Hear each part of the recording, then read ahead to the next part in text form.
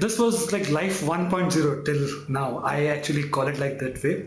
This is like 2.0 where you are the only editor from Asia for TechMeme, right? Um, how did this TechMeme thing happen? Because you're working in Cognizant, suddenly we see in a new avatar where you're the editor of one of the world's most tech lovable sites, which I think I was reading this recent interview of the founder of TechMeme, and he said that Mark Zuckerberg makes a point that he reads TechMeme. So over to you, Mahendra. Yeah, I got sick of IT life, and I just felt I was swimming in the tide among a swarm of, in a sea of thousands of people swimming in the same direction, and everybody trying to get ahead of each other and all the usual stuff. It was kind of a rat race, and I did not feel that I was making I was making a distinguishing mark for myself in that sphere of life. Professionally, I was well rewarded, but personally, I did not feel that sense of fulfillment of having achieved something. Even if I did climb up the corporate ladder, I felt that that ladder was too crowded and it wasn't giving me a sense of fulfillment. Yeah, so I changed. I quit. I decided to try to make money by blogging. So I worked as a tech blogger for some. I completely moved online and started working as a tech blogger at makeuseof.com, where I used to write 2 to 3 articles per week. And that's when I really got exposed to the online culture, the online people who are the guys who are influential in the valley and so on. In those days, friend feed was a big thing. So I used to spend a lot of time on friend feed. And there used to be Scoble, Larrington and all the big heavyweights. And we used to spend a lot of time on friend feed, chatting and sharing, and there was no Twitter. I mean, Twitter had just started. It wasn't a big thing by then. And I was working as a tech blogger, but it wasn't paying me well enough, of course. And then Amit Agarwal, the famous tech blogger from India, he shared the job opening at TechMeme. And then I applied. So I have been kind of a news hound all my life. Researching stuff and keeping up to date with what's happening, not only in the tech world but also in the science world, etc., has always been my passion. So I used to scan and share stories and news of science and tech, even in my personal life and even in my corporate life when I was working as an IT professional. I was the go-to man for what's up to date, what's happening, whether it's related to competition or whether it's related to something in our sphere. So it was a dream kind of an opportunity for me. And I applied. And then after interviewing with Gabe for some time, it just clicked. And then I started in September 2009. And you're completing 5 years. I think very soon you're going to complete 5 years with TechMeme. A considerable amount of time with one of the top-notch sites that the world follows. How has your role evolved?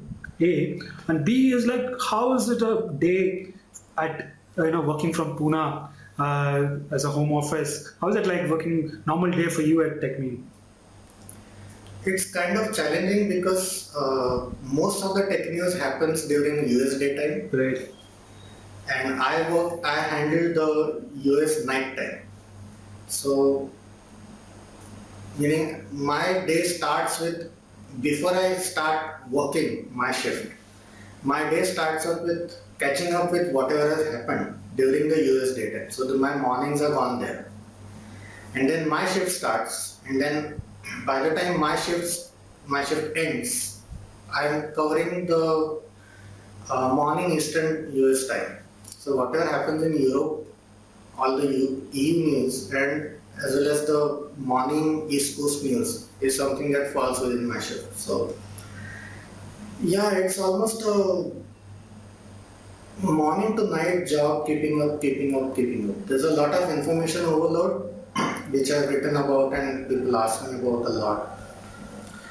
Uh, but yeah, it's challenging, and information overload is one thing that can seriously impact you without, meaning on a subconscious level, without you knowing. The stress that it carries and the psychosomatic effects that it carries are subliminal in a sort of way. So you have to, once you become a news hound, you just become a news hound in other topics also. So you have to catch up with what's happening on news and other spheres of life also. So it takes some kind of a distancing, conscious distancing yourself from news to really have a break. Otherwise, having a break is almost impossible because you are so addicted to catching up, catching up, catching up, catching up all the time. And news is something that is real time, so and unpredictable. So it's, meaning you might be having a cup of coffee, thinking that everything, nothing much is happening right now, and then suddenly there'll be this big breaking news, and you need to scramble and immediately start handling the breaking news. So it's unpredictable, and it's sudden, and it's overwhelming. How has consumption of news changed over the period of time? Because you've seen it technology from a very long time, and today working with TechMeme, how has that changed? What's your thought on that? News media is a very hot area these days. A lot of ventures in media are getting seriously high valuations and a lot of funding. And everybody is jumping into this space. If you want to keep up with what's happening in news, we have a sister site of TechMeme called Media Gazer, which tracks the digital news media space. So it's something your audience might be interested in knowing. News consumption is changing. There's been a lot of proliferation of news apps. There's been a lot of proliferation of aggregators. Facebook is investing heavily into news. Right. They have come up with FB Newswire now. Twitter has changed news media tremendously. It's anybody now has up to the second minute breaking news. So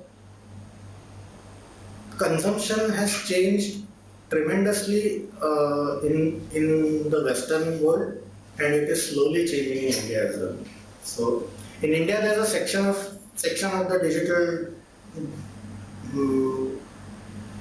populace that is up to date with Twitter and everything.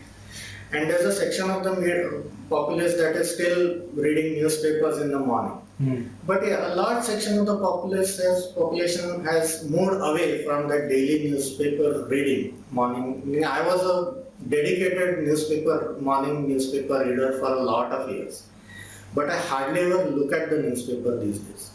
Because by the time the news comes in print the next day, it's already outdated. So news consumption has changed in the sense it is changing to more real time. Moving to the next question, I mean, you see the Indian space, right? And there's a lot of development in the news, startups, entrepreneurship.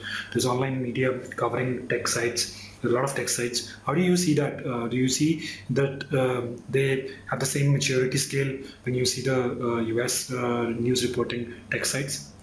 What's your thought on that? No, we are in a very nascent phase right now. Just as the startup ecosystem in India is in a very nascent phase, the press that is covering it is also in a very nascent phase. So the thing is, it's a kind of a peculiar challenge for Indian startups because the kind of audience they want to reach, that audience is the one who is following the valley coverage. Right. Who is following TechMeme. Right. So the kind of coverage that does get attention in India is not the kind of attention that our startups really want or desire. Right. So that's the kind of a peculiar challenge. So there are so many different startups that are catering to the Indian market, but the, there's nothing really mature as a tech crunch for India or a business insider for India or a tech meme for India that can really give you a snapshot of what are the major tech events in the Indian startup phase space. So yeah, it's I would say there's a huge opportunity there for a lot of the media giants also who are trying to enter this area. But the challenge again is even for example the tech aware Indian public wants to read reviews of the latest Samsung phone or the latest Apple iPad or whatever. They don't want to read about the story behind some startup entrepreneur based in Bangalore or Mumbai or Delhi or Noida who is come up with this idea and who has gotten funding and who is getting what kind of funding. The Indian population is not interested. They will use services like Redbus or whatever when they become popular and when they are advertised. But they are not yet interested in trying to learn the story behind how it all happened, how they struggle for funding, who is getting funding, who is not getting funding, what are the scandals, what are the politics, etc., etc. It's quite a dirty world. I understand. And there's not such a mass audience for it that is mature enough to get it. And because of which there is not such a there is not a mature enough media who can deliver this kind of coverage.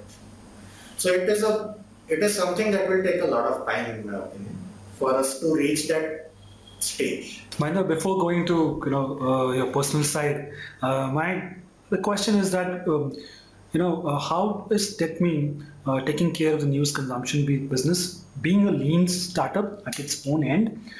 Because I was reading this amazing interview from the founder who was talking about this thing, and I want to know your thoughts and how is it TechMeme taking care of the entire thing? What's your thought on that? I think TechMeme has been doing an excellent job keeping up with the times and evolving to serve as a one-stop shop for technology news. So, essentially, as a general public, the way you would read the Times of India or the New York Times to find out which are the biggest tech stories of the day, what are the major news items of the day, you get these headlines at the top and it serves it fulfills your, it keeps you up to date with what's happening in the world. So TechMeme serves a similar function in keeping you up to date with what's happening in the tech world and what's most important news of the day and what are the opinions and analysis and commentaries on those topics as well. One of the interesting things is the way for example, the difference between a newspaper and the way news is traditionally handled by media, by traditional media, is that there will be some big news that happens during the week, and then you'll get to read an op-ed or an editorial about that in the following weekend in the newspaper. So on TechMeme, what happens is not only do you get the news, but you also get to see the discussion surrounding that news at the same time. So you don't need to wait a few days to get an op-ed the way you do in traditional media. So not only do you get meaning what we are doing these days is not only aggregating the news breaking sites, but also aggregating the social conversation that happens along with the news. So if Facebook buys WhatsApp, you'll get to read different takes on it on different blogs. But on Twitter, there is so much of insightful, incisive, and witty commentary that happens about any such news that is lost if you are going to catch up with it a couple of hours later. Good. So on TechMeme, we capture the essential social commentary from the influential folks on TechMeme. So even if you catch up with the news of Facebook buying WhatsApp or Microsoft Nokia tying up or whatever, even a few hours later, you still get to see not only the news but also the social chatter that has happened around that news. So that's why we serve as a kind of a go-to place where you don't feel left out, not just in terms of news, but also in terms of who said what when it happened. So you are really up to date with the in crowd and their opinions when you visit Technique. It's as simple as that. And we've been doing a fantastic job keeping up. And nowhere in any of the news aggregators and nowhere of any of the news sites do you get this kind of a real-time breaking snapshot, not just of news but also of social commentary surrounding from the people who matter. Interesting. Mahendra, let's move from the technology world to something you love personally, a space called movies and music, which is a very lovable space for you because you have a very deep interest on movies and music. Please share your amazing thoughts on both the streams for your two loves. I've been a movie buff since quite a long time. In my younger days, I used to be a regular film studio member, film club member in Bombay, and it's a great dimension of life that opens up windows to experiences that we never have in our own lives. So, movies is something that has fascinated me a lot. I have written about movies a lot on my blog. Favorite films or meme that I did that became extremely popular. So pick each letter of the alphabet and from A to Z and choose the best films for each alphabet. And that's a meme that in those days it was a huge movement, a lot of participation, and it was very popular. So I've written a lot about movies on my blog. Yeah, and I'm so passionate about movies that we have a sort of a mini home theater in our new home here with 7.1 and a projector screen based thing. So I hate the experience of going out in a crowd and the crowd disturbing your experience of the movie watching because I'm a serious film watcher. So I prefer to have my own private theater in which I can watch my own private films in the privacy of my home and the comfort of my home, undisturbed. And yeah, I'm developing a BD collection now. It's decent enough already. I learned music as a kid. I used to play the tabla and I used to play the harmonium. I played the tabla on All India Radio as a school child, and then I discovered a passion with Western classical music. So I was fortunate enough to have attended and experienced Western classical music concerts where, meaning I think that listening to Western classical music at home on a entertainment system or music system doesn't really do justice to it.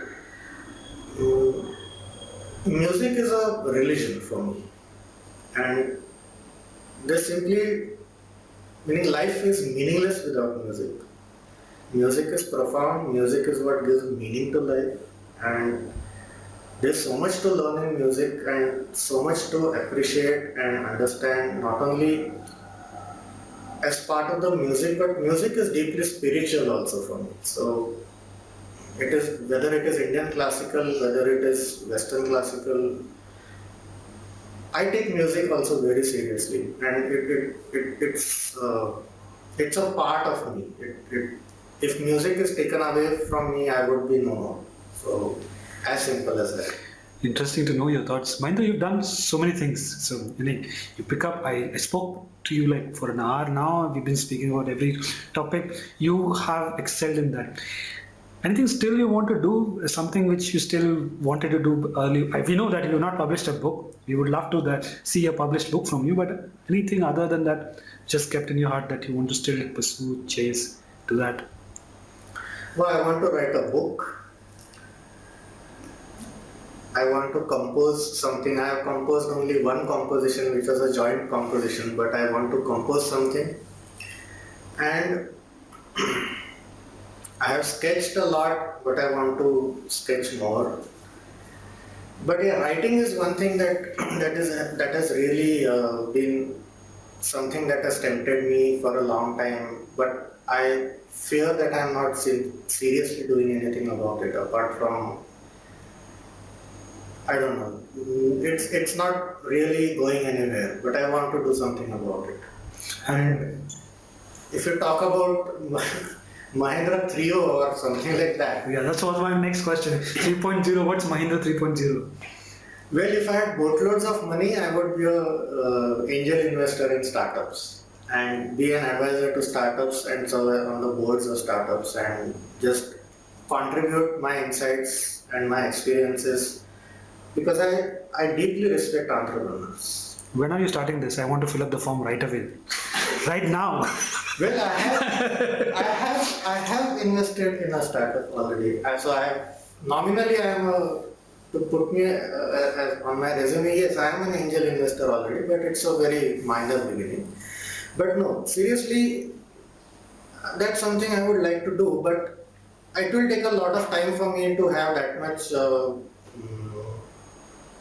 Meaning in terms of investing. Otherwise, in terms of advice, yes, there are I talk to a lot of entrepreneurs and I deeply not only respect them, but entrepreneurs inspire me a lot. You guys are a terrific bunch. You have so much to learn from. You sacrifice so much in life and you devote yourself with passion to one thing that obsesses you. And you do so much for it and you sweat over it and it's so inspiring that every time I meet an entrepreneur, it is a rejuvenating experience for me. So I love to meet entrepreneurs, I love to advise them, I love to help them in any way I can. And that's what I've been trying to do for the past few years as well in terms of whether it is about giving insights and about their product, giving feedback about their idea or helping them learn how to get press or media coverage and so on. So in whatever ways possible, I try my best to help entrepreneurs, and this is something that I would like to give a better shape to in the future. What's the best possible way if an entrepreneur wants to connect to Mahindra? Would you like to share that? I am available on all platforms, so whether it's Facebook, LinkedIn or Twitter, you can connect with me on any of these platforms, and a lot of entrepreneurs do. So feel free to, and I'll be happy to help in any way I can, if I can. But yeah, I would love to hear from you. I think it's an excellent opportunity.